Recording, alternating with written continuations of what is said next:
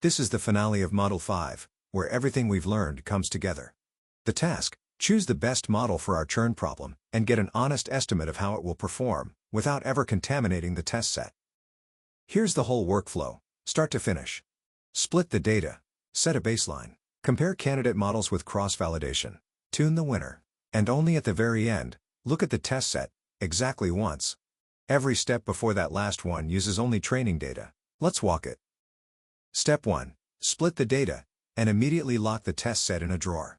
From this moment on, we pretend the test set doesn't exist. Every decision we make will be based on the training data alone. Step 2. The baseline. Always predict the majority class.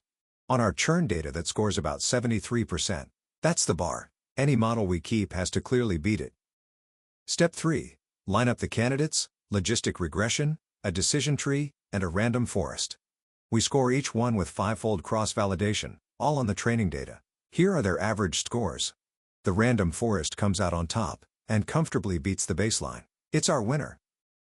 Step 4. Tune the winner. We run a search over its hyperparameters, still scoring with cross-validation on the training data. The best settings nudge our cross-validation score a little higher. Now we have one final, tuned model. Step 5. The moment of truth. We take the drawer out, unlock the test set, and evaluate our final model on it. Once.